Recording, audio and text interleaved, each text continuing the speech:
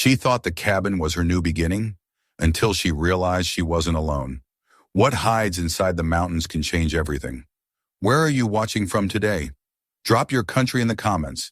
And don't forget to subscribe for tomorrow's story. The road to Silver Ridge was barely more than a memory, a ribbon of broken asphalt swallowed by pine roots and time. Every turn climbed higher into the heart of Colorado's forgotten wilderness, where the air grew thin and sharp, and the horizon fractured into ridges brushed with the last snow of spring. The rental truck groaned with every mile, its headlights slicing through the dim gray light that came before dusk. Behind the wheel sat Claire Morgan, 41 years old, with windburned cheeks and eyes that hadn't known peace for years. She had driven for 2 days straight, chasing silence. The deed to the cabin lay folded in the glove box, a transfer so improbable it still felt like a prank. $10 for a house in the mountains, signed and notarized by someone she'd never met, Henry Lawson. No explanation, no letter, just a message through a law firm that the property had been entrusted to her care. Care. The word echoed hollow in her mind. She hadn't been able to care for anyone since the avalanche 2 winters ago. Her husband, Matt, and their 14-year-old daughter, Lila, had been caught when the slope above Juneau collapsed under a late-season thaw. Claire had been 50 miles away on assignment, photographing endangered seals for a climate report. By the time she reached the rescue site, it was over. She left journalism the next month, sold the house, burned the notebooks. For a year, she drifted from one temporary job to another until the envelope with Lawson's offer arrived. Maybe it was fate, maybe it was madness, but for the first time in months, something inside her whispered, "Go." The truck rounded a curve, and a flash of movement in the headlights made her slam on the brakes. A shape stumbled into the road, gray, white fur matted with mud, eyes luminous in the light, a husky, ribs visible under its thick coat, limping on one paw. It stopped, frozen, as if deciding whether to flee or fight. Claire stepped out slowly, her boots crunching the gravel. "Hey, easy," she murmured. "I'm not going to hurt you." The dog's ears twitched at her voice. There was intelligence there, cautious, searching. Around its neck hung a torn leather collar, the tag half rusted but still legible. Balto. The name hit her like déjà vu. Her father used to tell her stories of the legendary sled dog who braved the Alaskan storms to save lives. "You're a long way from Nome, buddy," she whispered, crouching. The husky hesitated, then took a step closer, nose twitching. When she reached out a trembling hand, he pressed his head against it, shivering. That was how Claire Morgan gained a companion. She wrapped him in an old blanket from the truck and drove the last miles with Balto sleeping beside her, occasionally lifting his head to sniff the cold air that slipped through the cracked window. When the GPS finally lost signal, she followed the written directions that came with the deed. An unmarked logging trail, then a sharp right at a rusted mailbox leaning like a broken soldier. The forest closed around them, ancient and alive. Pines whispered overhead. Snowmelt trickled in invisible streams. Every now and then she caught glimpses of shapes through the trees' fallen cabins, skeletons of old mining shacks, relics of a century that had come and gone. By the time she reached the clearing, the light had turned copper. The cabin stood at the center of the glade like something out of an old photograph, small but sturdy, built from hand-hewn logs darkened with age. The roof sagged slightly, but the chimney still stood straight, capped with a rusted weather vane shaped like a hawk. Claire cut the engine. The silence that followed was immense, the kind that pressed against the eardrums until it became a sound of its own. Balto jumped out first, stretching, his breath steaming in the cool air. Then his posture stiffened. A low growl rippled from his throat, deep and warning. "What is it?" Claire whispered. He padded forward, hackles raised, nose low to the ground. His growl became a rumble as they approached the porch. The air smelled faintly of smoke. Someone or something had been here recently. She climbed the steps, boards creaking beneath her weight. The door was closed but not locked. The handle was cold metal, worn smooth by years of use. When she turned it, it gave easily, and the door swung inward with a sigh of air that smelled of dust, pine resin, and something else. Something faintly metallic, like rust or old blood. Balto barked once, sharp and urgent. "Stay," she commanded softly. He ignored her, pushing past her legs and slipping inside first, moving low, nose working furiously. The interior was dim, lit only by the dying light through grimy windows. Dust motes drifted in the air like golden snow. The cabin was one large room, divided by a stone fireplace in the center. A small table stood overturned near the hearth, and beside it a mug, still stained with coffee that hadn't completely dried. Claire's pulse quickened. Whoever lived here hadn't left long ago. She set her pack down carefully and moved to the fireplace. The ashes were gray but faintly warm to the touch. She knelt, brushing them aside, and noticed footprints in the soot barefoot, smaller than hers. Not boots, not male. "Hello?" she called softly, her voice muffled by the thick air. No answer. Balto sniffed near the far wall, then stopped abruptly, his body rigid. He stared at a section of floor beneath the window, where the boards looked slightly darker. Claire joined him and felt a draft coming through the cracks. She pressed her palm down and felt the hollow echo beneath. A crawl space, or something deeper? She found a small knife in her bag and wedged it between the boards. The plank lifted with a groan of nails. Beneath it, metal glinted, a rusted plate set into the ground, about 2 feet across, with a ring handle at its center. "Jesus," she murmured. Balto sniffed the edge and whimpered. The smell that rose from below was old and earthy, tinged with oil and stone. Claire hesitated, then tugged the ring. It didn't move. She pulled harder, muscles straining. The metal groaned, dust rising in a cloud. Then with a sharp clank, it gave way, revealing darkness and a breath of air that felt impossibly cold. Balto stepped back, ears flat. A faint metallic echo drifted up from the hole, like the sound of something shifting deep underground. Claire crouched by the opening, holding her flashlight over the edge. The beam disappeared into blackness after a few feet. She could just make out the top of a ladder descending into stone. "What the hell, Henry Lawson?" she whispered.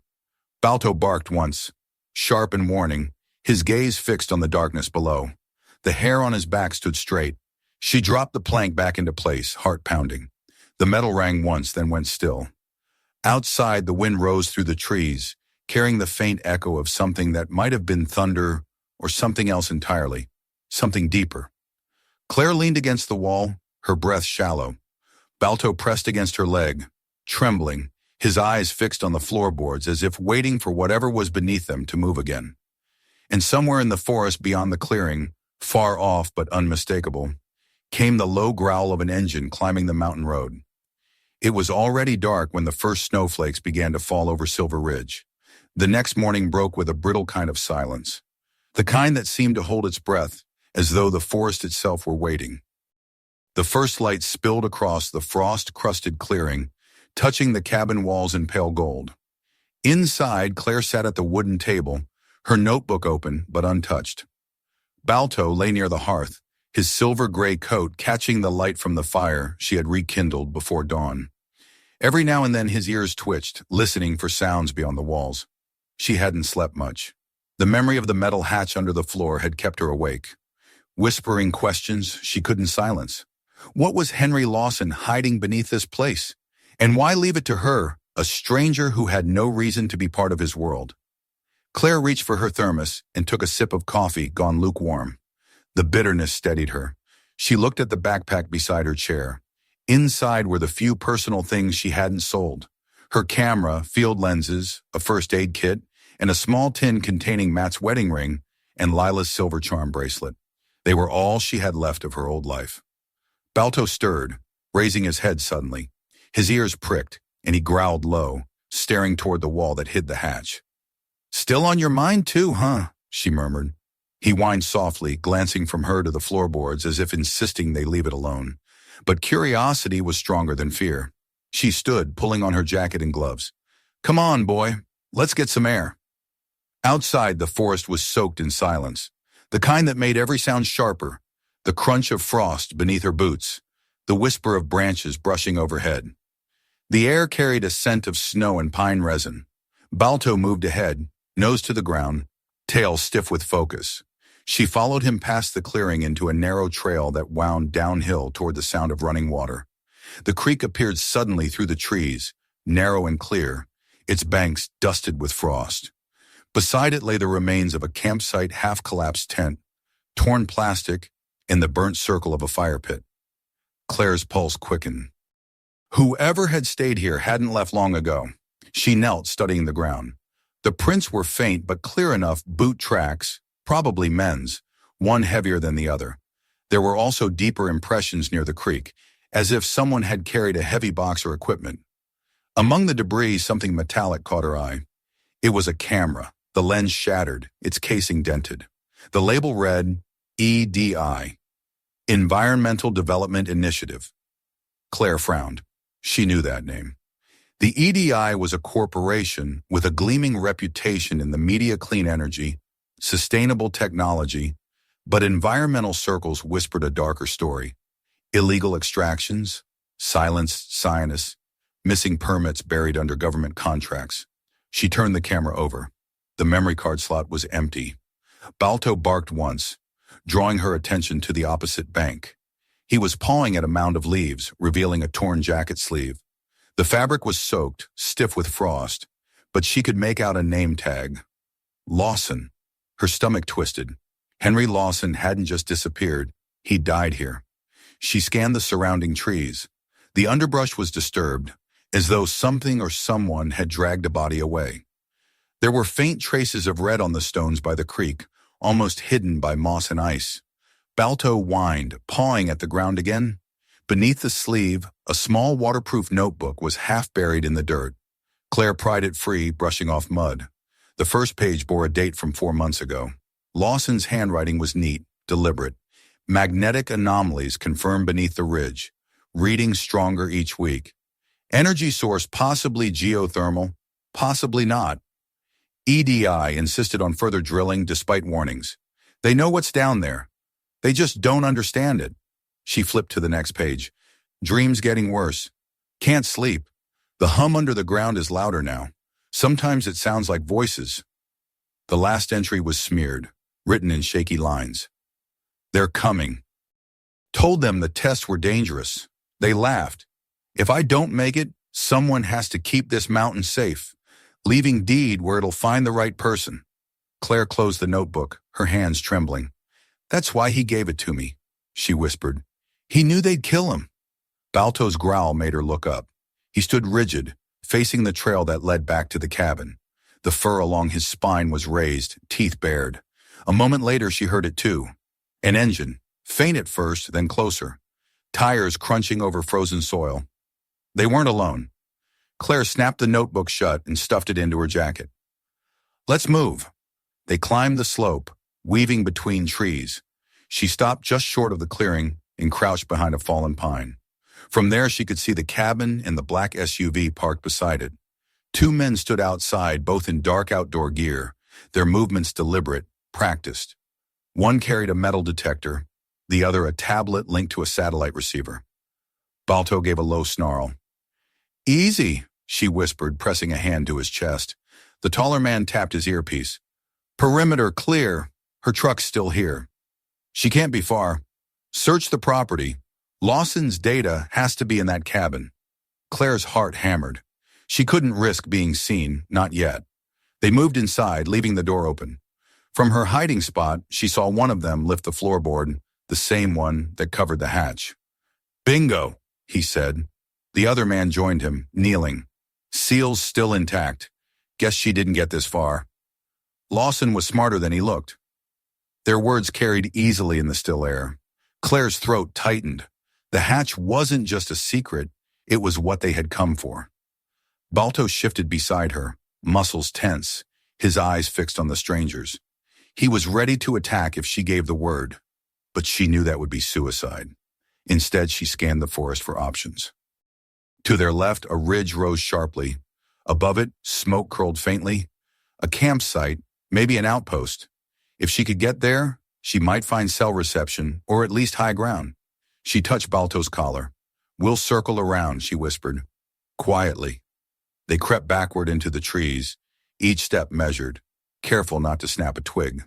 The forest seemed to hold its breath again, the weight of unseen eyes pressing from every direction. Behind them, she heard the metallic clang of the hatch being opened, followed by a voice that made her blood run cold. Package secured. Tell the team to prep extraction. The ridge will be unstable after we trigger the charges. Charges. They were planning to destroy the mountain, whatever Lawson had found, whatever lay beneath that cabin. Claire froze, realization cutting through her like ice. If they detonated explosives, the entire slope could collapse, including the valley below where the river ran. The small towns downstream would never know what hit them. She pulled the notebook from her jacket again, flipping to the back. A folded map was taped to the inside cover, marked with red X's along the Ridge Lawson survey points. In the corner, written in hurried pencil, were 4 words. They can't go deeper. Balto whined softly, tugging at her sleeve. He wanted to move. She stuffed the notebook away and nodded. All right, boy. Let's show them you're not just a stray. They followed a game trail up the ridge, keeping low among the trees. When they reached the top, Claire turned back. Through the branches, she could see the 2 men leaving the cabin. One carried a small case, the kind used to store explosives. She raised her camera, snapped a photo through the zoom lens, and ducked as the taller man looked over his shoulder. The sound of Balto's low growl was barely audible, but she could feel the vibration of it through her boots. The men loaded the case into the SUV. One spoke into his radio. Package secure. Next phase begins at dusk. The SUV reversed down the trail, its engine fading into the distance. Claire exhaled shakily. She crouched, running her hand through Balto's fur.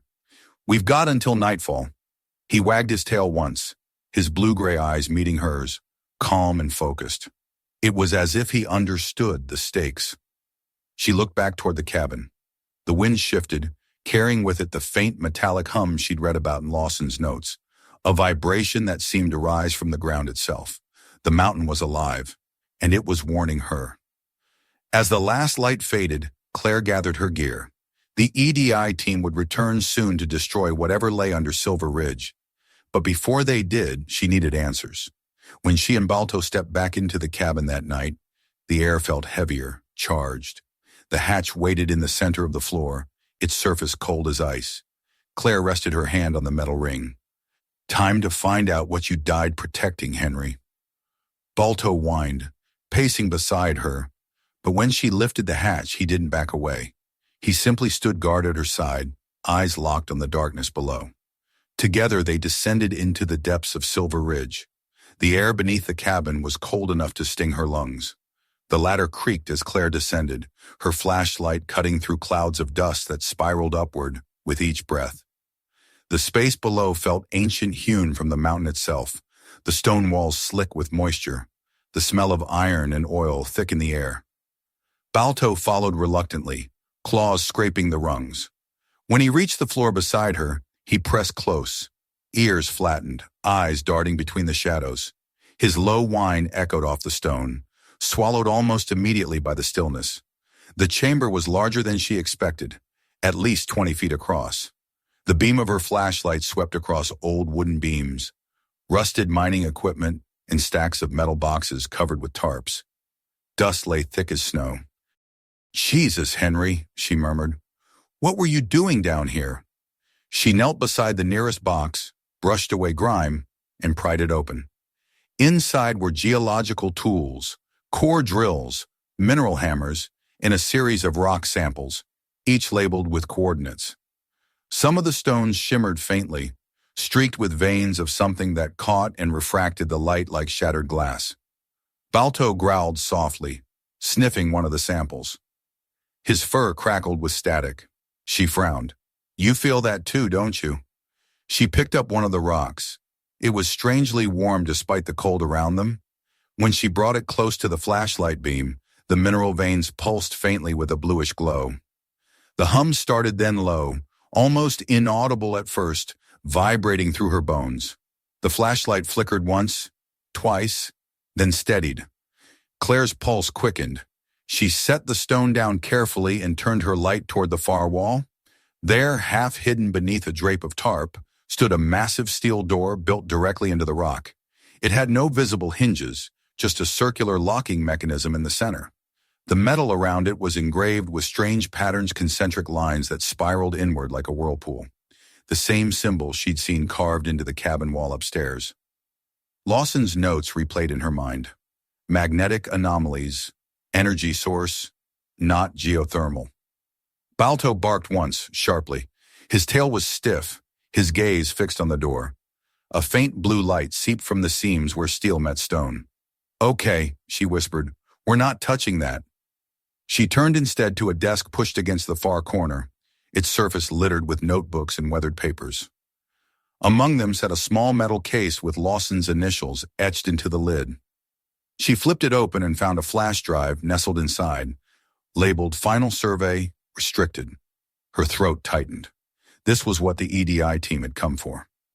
She shoved it into her jacket pocket just as a faint echo drifted down from above footsteps. They were back. She killed her flashlight instantly, pulling Balto close. The dim blue glow from the sealed door cast enough light to see by. The footsteps grew louder, boots on wood, muffled voices. "She's here. The truck's still outside. Check the basement. If she's found anything, we can't risk leaving it." Claire's heart slammed against her ribs. They were going to open the hatch. She scanned the room for escape. To the right of the steel door, a narrow passage cut into the rock disappeared into darkness. Old cables hung from hooks along the wall, leading deeper under the mountain. "Come on," she whispered. Balto hesitated, whining low, then followed as she slipped into the tunnel. The ground sloped downward, damp under her boots. Behind them came the metallic clang of the hatch opening, then the echo of voices dropping into the chamber. "Spread out. The place is bigger than we thought." They moved faster. The passage twisted sharply and opened into another chamber. A cavern, this one natural, the walls slick and glistening. In the center stood a collapsed support beam and a shattered tripod camera. The ground here had been disturbed recently. Balto sniffed the dirt and pawed at a half-buried object. Claire knelt beside him, pulling free a small data tablet. Its screen cracked but still faintly glowing. When she powered it on, a video file automatically loaded.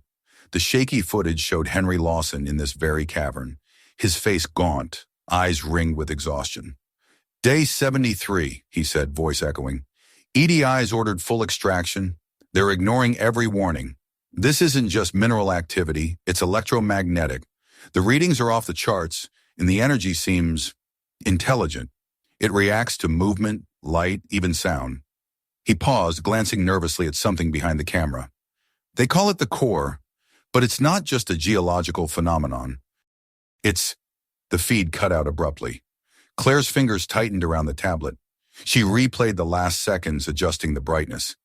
In the moment before it ended, the light behind Lawson pulsed once, twice, and the camera frame distorted, bending inward like gravity had folded in on itself. Then nothing. Balto barked, the sound echoing painfully loud in the confined space. Claire turned off the tablet, but it was too late. The men behind them had heard. "Down here, movement!" She shoved the tablet into her pack and sprinted deeper into the cavern. The tunnel narrowed, rocks scraping her shoulders, Balto's breathing loud beside her. Gunfire cracked behind them, the sound amplified by the stone walls. A bullet sparked off the rock near her head. "Go!" she shouted. They burst into a wider corridor supported by old mining beams. The walls vibrated with the hum that had followed them since they entered the mountain, now louder, deeper. The air shimmered faintly with bluish light. Balto barked again and lunged ahead, leading her toward a faint draft. She saw a sliver of daylight, an old ventilation shaft half collapsed but open to the surface. "Good boy," she gasped. They crawled through just as another shot rang out, splintering the beam above them. Claire felt a sting across her arm graze, not deep. Balto growled and tugged her sleeve as they squeezed through the last gap. They tumbled out onto the mountainside, rolling down a slope of gravel before coming to rest against a fallen log. Behind them, the cavern entrance was almost invisible beneath the underbrush. Claire lay on her back, gasping, the cold air burning her lungs. The notebook and flash drive pressed against her chest like anchors. Balto stood guard, ears up, scanning the tree line. From inside the mountain came a faint rumble, followed by a pulse of blue light that seeped through the cracks in the rock and vanished into the air like mist. Whatever the core was, it was awake. Claire forced herself to her feet. "We can't stay here. They'll find another exit." Balto barked once, agreeing. Together they pushed through the forest, following a ridge path that curved upward toward a lookout point Lawson had marked on his map. The sun was already dipping behind the peaks, throwing long shadows through the pines. When they reached the ridge, she stopped to catch her breath. Below them stretched the valley, vast, silent, beautiful. But far in the distance, down by the forest road, black SUVs were moving again, crawling up the trail like insects toward the cabin. She had maybe an hour before they returned to finish the job. Claire sat on a boulder, pulling out the flash drive. "This is what they want," she whispered. "Whatever's on here could expose them." She remembered the video Lawson's warning, his haunted eyes. The energy seems intelligent. Balto rested his head on her knee, eyes glinting silver in the fading light. She scratched his ear absently. "If we can get this to someone, anyone who still cares, maybe it won't be for nothing." A sudden vibration underfoot made her freeze. The ground trembled, a deep rumbling rising through the stone like thunder trapped inside the earth. Birds exploded from the trees, screeching. The mountain groaned. Down below, the men near the cabin shouted, pointing toward the ridge. The hum intensified until the air itself felt alive. Balto barked furiously, spinning toward the mountain. Through the thin mist, Claire saw faint lines of blue light racing along the rock, face veins glowing, spreading outward like living roots. The energy Lawson had warned about was moving, and it was responding to them. Claire grabbed Balto's collar. "We need to get off this mountain before it decides we're part of whatever it is." They ran along the ridge path as the glow spread beneath their feet, the sound building into a roar that seemed to come from everywhere and nowhere at once. Trees shuddered, the ground cracked. A blast of wind knocked her down. Balto howled, pulling at her sleeve, dragging her to her feet. Through the chaos, she glimpsed figures below EDI men scrambling for their vehicles, shouting into radios. One pointed upward, screaming something she couldn't hear over the noise. Then suddenly the light vanished. The hum stopped. The forest went still. Claire stood trembling, chest heaving, the only sound her own heartbeat. Balto pressed against her leg, whining softly. Whatever the core was, it had warned them once. It wouldn't stay quiet forever. Night fell hard over Silver Ridge, and far below, the first headlights reappeared on the winding road. The EDI team was coming back, and this time they wouldn't leave without destroying everything. Claire tightened her grip on the flash drive and looked down at Balto. "If they think they're going to bury Lawson's secret again," she said softly, "they'll have to go through us." Together, woman and husky turned toward the dark silhouette of the mountain, where the hum had started, where something ancient and powerful waited to be revealed. Tomorrow would decide who survived Silver Ridge. Claire never imagined that one night's choice to pry open a rusted hatch, to reach into a darkness that smelled of iron and stone, would steer the current of her life into a river she could not dam. Yet here she was, standing on the thin edge between ruin and revelation, a battered flash drive pressed to her palm like a hot coal, and Balto's weight heavy and steady at her side. The mountain had spoken once. Tonight she would make sure the world listened. They reached the makeshift camp Claire had found tucked into a fold of the ridge 30 minutes after dusk. Lawson's maps showed this route as an escape contour, a path that threaded through old logging cuts in rock falls where cell towers had no reach. The camp wasn't much an abandoned outhouse frame, a wind-bent tarp, and the skeleton of a weather station, but it offered a hollow in the lee of wind, and more importantly, a place to work without a hunter breathing down their necks. Claire set the laptop on a flat rock and dug Lawson's emergency radio from the pack. The device was bigger than modern gear, military-grade in both weight and stubbornness. Samuel Henry hadn't left his successor toys for nothing. Balto lay with his head on his paws, ears twitching to the sounds of the mountain, the distant crack of settling ice, the whisper of pines rubbing together, the faint scrape of tires far below where the EDI convoy would later park.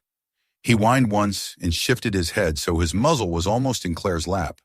The graze on his shoulder, acquired in the cavern when a beam snapped, had already crusted. He moved stiffly but with the dignity of his breed. Claire thumbed the scab with her gloved finger and found herself smiling despite the tremor under her ribs. "You did good, boy. You did very good." She connected the radio bank to the laptop, the wires like lifelines as the old machine booted with the reluctant sigh of an older world waking. The flash drive slid into the slot, and the files bloomed. Video logs, raw radio feeds, bank transfers with coded tags, emails stripped of headers but containing unmistakable names and numbers. For hours she worked, hands steady now, in the way that only someone whose hands had once composed photographs could become. Patient, exact, choosing frames and facts. Lawson's videos played in a loop in the corner, the geologist's face gaunt, his voice small in the cavern that had echoed with something not just geological, but intentional. He documented dates of meetings, payment trails through shell corporations, a list of politicians and agency heads who'd smiled in public and signed lines that buried permits in private. He'd captured, too, sonic anomalies recorded deep beneath the ridge patterns that, when analyzed, had harmonic structures like a language. Claire compressed the files, encrypted them with a key Samuel had left, and keyed the transponder into the emergency uplink. The device hummed and then emitted a blue pulse that climbed the mountain and vanished into the sky. It took faith in Henry Lawson's tiny miracles to stitch together a route that the modern world's infrastructure could not deny. The link whispered back an automated acknowledgement, and then, after a moment that stretched like wire, a human voice. "This is Agent Mara Reeves, Environmental Crimes Division. Identify." Claire's throat tightened. She had rehearsed these words in nightmares and in the quiet of motel bathrooms. How to tell a federal agent that an avalanche had taken her family, that an old man had trusted her with the bones of something monstrous, that corporate men with clean suits and rough hands would burn a mountain to silence a secret. She swallowed. "This is Claire Morgan. Henry Lawson, Henry Hartwell. Left me materials. They're being transferred. Upload is live. I have evidence of EDI illegal extraction and coordinated destruction." A pause. The line ticked with static like a held breath. "We," Reeves said finally, and there was steel beneath the softness. "We have partial confirmation. Federal resources are being mobilized. Hold position. We can't risk a broader operation until we have custody. If the consortium has reach into the Park Service, we need to be surgical." Claire's chest eased a little.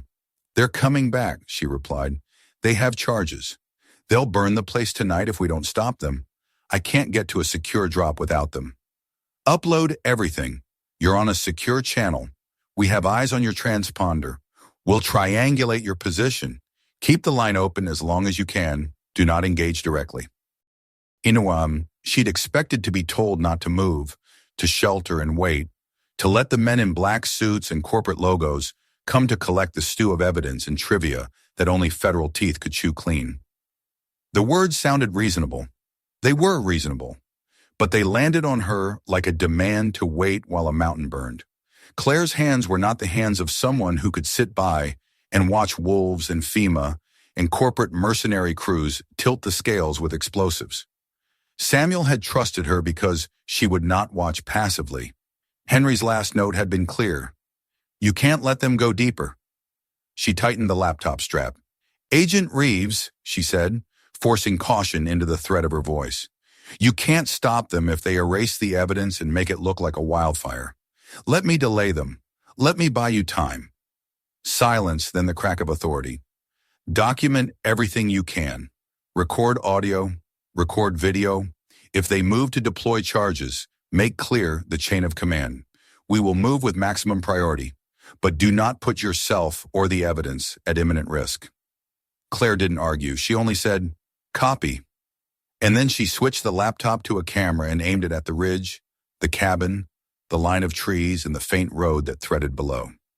She pointed another feed into the flash drive and then began the process old journalists loved as ceremony, to archive the truth, to make the facts live.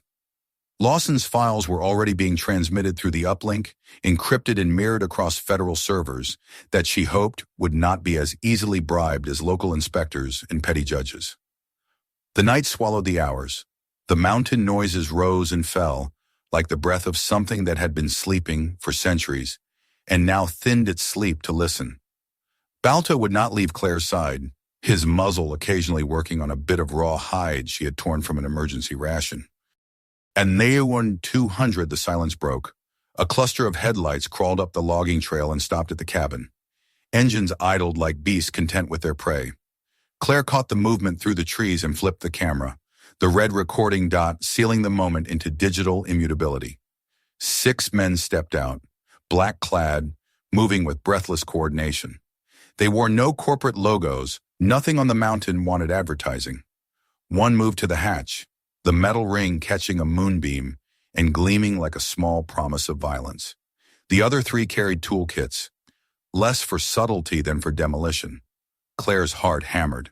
She could have stayed hidden and let Agent Reeves initiate arrest with federal presence enforced if someone could have snapped their fingers and mobilized enough people to overwhelm men with thermal charges.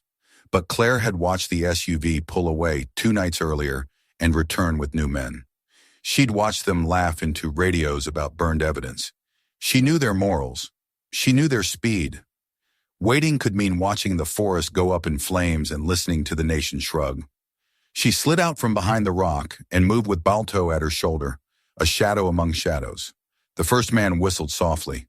"Search teams clear the perimeter," he muttered. "We're in and out. Sweep the site, get core samples out. Boss wants invoices. Force field test at 0400. They split. 2 moved to secure the rear trail, 2 to the road, and 2 began to open the hatch. Claire moved behind the nearest tree, fingers finding the small flare gun in Samuel's kit. This was not in her plan, but she'd read survival manuals enough to know how to buy seconds. Buying seconds was sometimes all that stood between a thing that would be lost forever and a thread.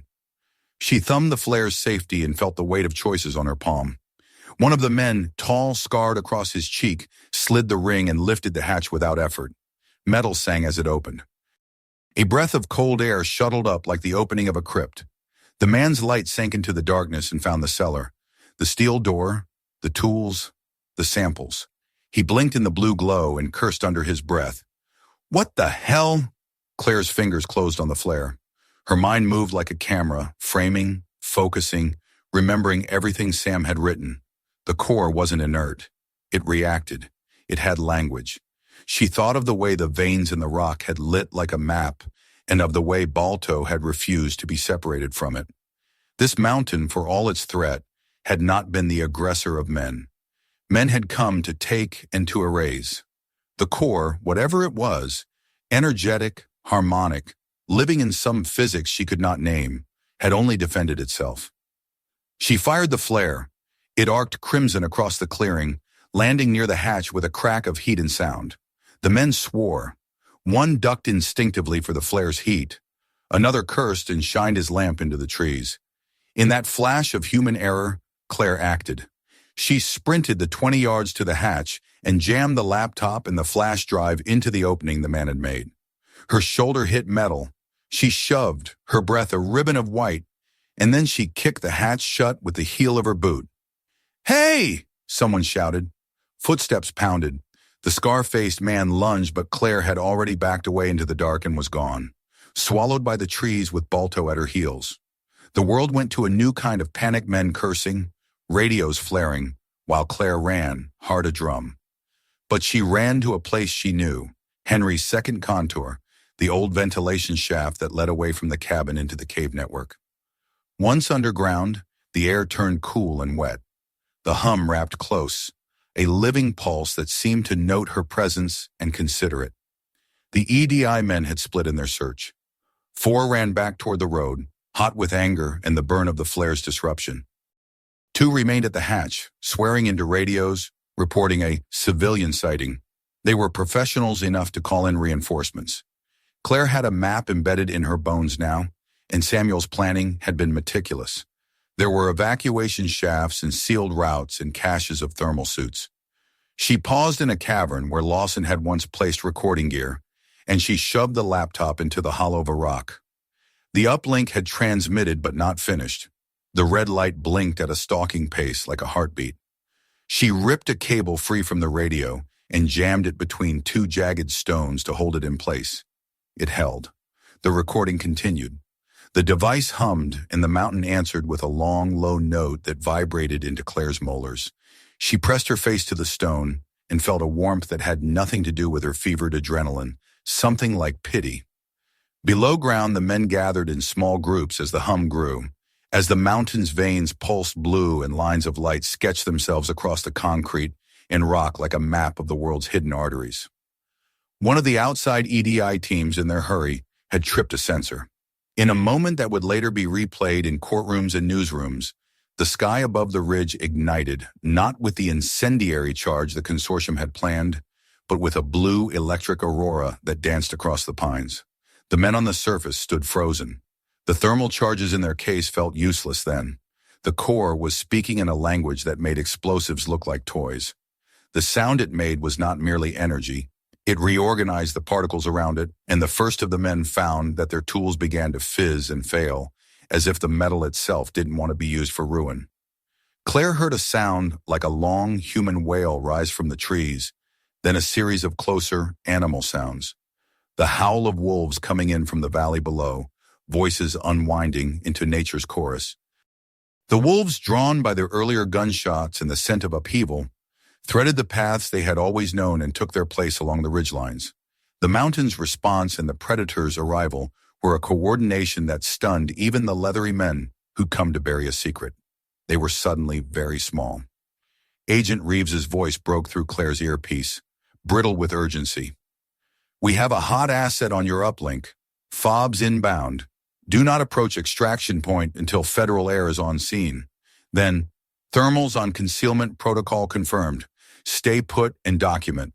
But the EDI men were not patient. They moved to recover their samples and to tear up the seal.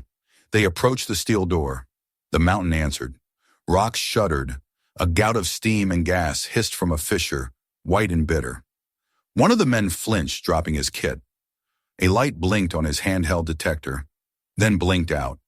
He reached for his radio and blacked out where his mouth hung open, a shock flattening him to the stone. "Get out!" someone screamed, and suddenly the clearing was chaos. Men running, machines failing, and in the distance the sound of Federal rotors, thin and bright.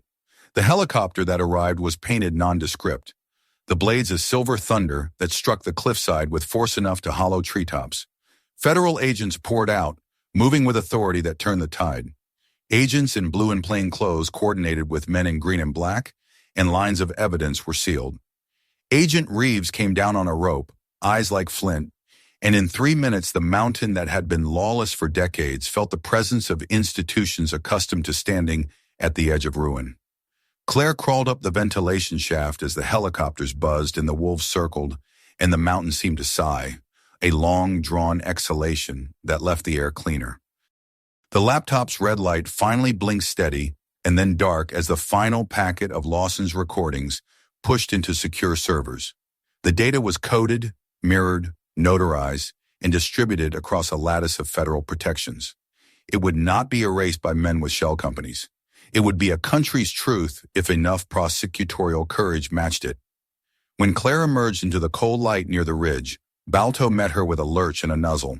He had bled in the cavern. The gash on his shoulder wept a thin line of rust as if the mountain had given its own blood. Agents moved quickly to tend to him, murmuring and blowing on hands to warm him. Agent Reeves reached Claire and looked at the flash drive like one hungering for proof. She did not look triumphant. The mountain had been saved this night from a narrower violence, but not from all harm. A broad band of scorched pines ringed the valley where men had set small fires, failed attempts to simulate wildfire, and yet the largest planned conflagration had not happened. The Corps' response had been a defense rather than an annihilation, and for now the mountain lived. In the weeks that followed, the case unraveled in rooms with more oak than air conditioning. The files Lawson had left were thorough, and federal grand juries moved faster than Claire had believed possible. Subpoenas issued, men indicted, a deputy director in the Park Service arrested on charges that made his online smiling photos look like a lie. The EDI's board disintegrated under the weight of litigation and international attention. The story spread how an old geologist had traded his land for truth, and how a woman and a husky had kept a secret from disappearing. Claire watched hearings on a plane, then another, balancing legal briefs and press calls, sometimes with Balto's head on her lap, sometimes with agents whispering in her ear. But the real work began afterward. The mountain-scarred, humming, healing-needed stewardship that a court couldn't order in a few afternoon arguments. Samuel's notes had not merely been evidence, they were a blueprint for protection. When the Department of the Interior asked who might take on the long, lonely task of guarding a federal crime scene turned preserve, they called Claire.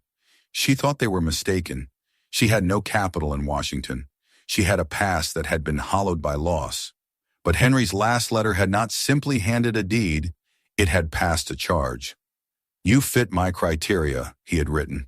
"You have nothing left to lose and everything to protect." She accepted. The appointment came with power and limits, with funding and pressure, with the authority to keep people out and the obligation to bring scientists in. It meant months in federal offices and years on the ridge, coordinating restoration, monitoring seismic responses, and building a team that could speak both whistleblower and wilderness. It meant dealing with grant applications and angry contractors and nights the wolves would not allow peace. But it also meant the right at last to say no to development. On the 6th month after the night of the upling, Claire stood on the ridge where she had first seen Balto's shape in her headlights. The snow had melted twice since then, and shoots of green pushed through the blackened soil like a promise. The lions, no, not lions, but the wolves had returned to their ridgelines, tentatively at first, then with a swagger that came from territory reclaimed and remembered. Balto's shoulder had healed into a white scar, a strip of testimony where the mountain's grit had mingled with his blood. He padded beside her, older and more measured in his steps, the kind of companion one kept not because of memory, but because of duty. A pair of biologists arrived that morning with scopes and soil tests and the clean, bright language of healing. They bent and measured and hugged their instruments like prayer. Claire listened, then walked the line with them. In a small clearing below, 3 wolf pups tumbled in the sun, their coats the color of wet stone. They paused when Claire and Balto approached, sniffed the air, then resumed their play. Balto lifted his head and sang a single, low howl. The pups answered in playful yips. The sound rolled off the peaks and came back softened, as if the mountain were repeating a conversation the world had almost forgotten. Claire crouched and scratched Balto's ears. "Guardian," she said softly, the title awkward on her tongue and perfectly true all the same. She had been given a mountain, an oath, a responsibility stitched together from grief and a stranger's courage. Samuel had died to stop the machine. She had been spared to finish the repair. The office came with paperwork and politics, but it also came with mornings like this. Pines sweating sunlight, the taste of clean air, the knowledge that something old and living had chosen not to let itself be erased. When the federal sign went up at the preserve's entrance, Silver Ridge Preserve, protected federal site, Claire drove with Balto in the passenger seat. She watched as the letters caught the sun and glittered, official and fragile at once. People would come to study, to heal, to learn. The culprits would find their places in court and, someday, in history books. But the mountain would keep its own counsel. It had spoken in a voice that men had finally heard, and a country had, to some degree, answered. That night, as she sat on the cabin porch and watched the sky bruise purple over the pines, Claire opened a small tin and touched the silver bracelet that had once been Lila's. The pain did not go away, and it never would. Grief did not vanish into appointments and victories. It lived, a companion as constant as Balto's warmth at her feet. But she had carved a new meaning into her life's shape care, not for one house or one body, but for a ridge and the creatures that belonged to it. Balto lifted his head and gave a low, contented bark, then lay back down, chin on his paws. From the tree line came the long, measured howl of a wolf, answered by pups that tumbled into a chorus. The sound traveled, wrapped itself around the valley, and returned to Claire like an echo beneath Silver Ridge that was no longer a warning but a vow. She closed her eyes and listened. She was, in the end, exactly where she was supposed to be.